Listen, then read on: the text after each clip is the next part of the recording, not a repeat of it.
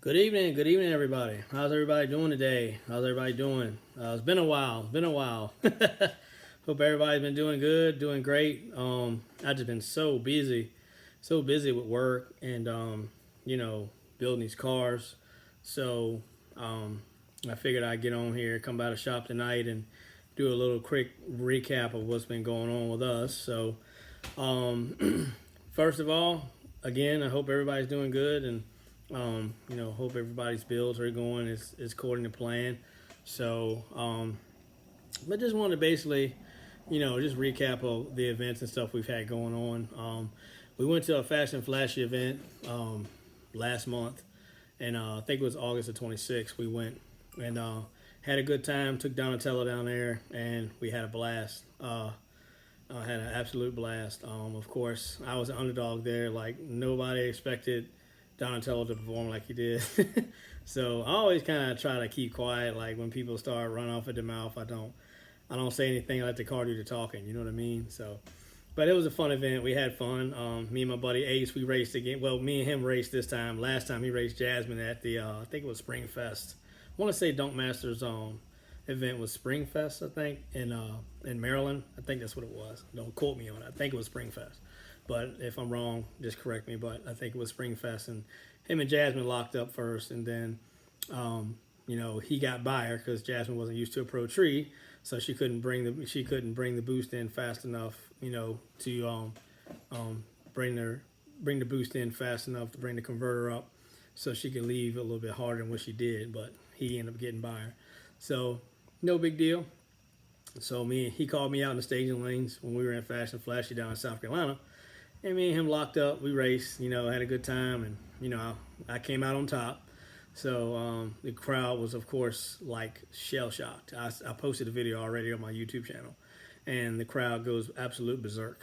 It's crazy. So no sooner as I got my time slip and went driving around the staging lanes, my buddies calling and my buddies texting me, man, the crowd went crazy, So I thought that was pretty cool. So I thought that was pretty awesome. But yeah, man, I just wanted to get, touch base, talk to everybody, let everybody know what was going on with us, what our plans were and stuff like that. So, as everybody knows, Jasmine's slush box is down again. She broke her transmission again.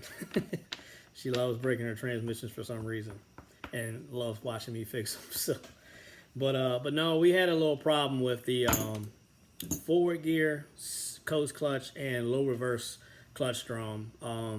It was actually starting to rub on I think it's called the planetary shell gear on the top of the planetary. It was rubbing like that surface where the bearing is. It's actually a bearing between those two.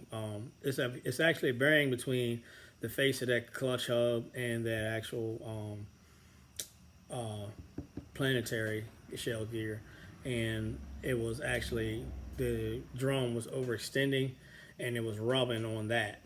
So that's why I like in the video, if you watch the video I posted on the drum with those big scorch marks, and then that gear with that rub mark where they had been actually just grinding together.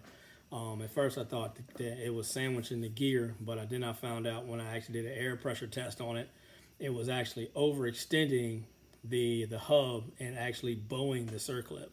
So it was bowing the circlip, causing that the face of that hub to touch that gear. And not only that, it was actually releasing the clutch. It was actually putting clearance between the clutch plates when it was applied. It wasn't a whole lot, but it was enough to make them slip, have some type of slip to them, and wear them out quick. Of course, because when the clutch pack's applied, it's supposed to be close together, sandwiched together. But when that hub was overextending, it actually gave a little bit of clearance, just enough to get a little heat in there and wear them out. So I had an extra drum. I had an extra set of clutches. Level 10 was actually going to send me a brand new drum and just have me pay for shipping, but I haven't done it yet. Because I already got a drum right now, so it's getting ready to go back together here soon, probably next few days or whatever. So I'm just waiting on the oil pump gasket to get here. Once the oil pump gasket gets here, it'd be pound game. I'll be putting it back together soon. I may take her out to there's an event at Union County Dragway or something like that out in Carolina. So I thought about taking her out there and make some test hits and stuff like that, but we'll see. Just depends on how, when I get it back together. Giving it a little bit of break-in time and stuff like that. So that car is almost ready to go. I'll be ordering the ECU for Raphael this coming week. So, well, not this coming week, this week. This week. So I'll be ordering the ECU for him this week and getting it here, doing a little bit of changes we got to do as far as the wiring. I got to move like 3 wires around, and we'll be good to go after that. I'm running through a start cycle and all that stuff, and then after I get it running, get the injectors in it and all that stuff, and get it tuned halfway decent, then I'm going to have it. I'm going to give it to my buddy Matt, so he can Matt Russell here in Richmond, Virginia. Great tuner. He's the one that tuned Donatello, and Donatello's been on kill for 2 years, and that's the same exact tune. We ain't turned it up yet or nothing. So that thing has been really reliable and really running great, man. Knock on wood, everything has been great with that car, and it just keeps on performing, man. So we're gonna turn it up little by little, just give it a little bit of a, a little bit. So I haven't. Once I get the boost solenoid, the boost control solenoid wired into the ECU, then we're gonna start turning it up, playing with some higher boost and stuff like that. So then Raphael will be ready to be tuned and stuff, and he'll be on E85. Some 2200cc injectors, 535 LPH fuel pump in the tank, and he'll be ready to rock on some E85 instead of that 110. He'll be off the 110, and then we got one car left that's still on 110, and that's Jasmine's. And then once we figure out a standalone setup for that, then that one will be on E85 as well.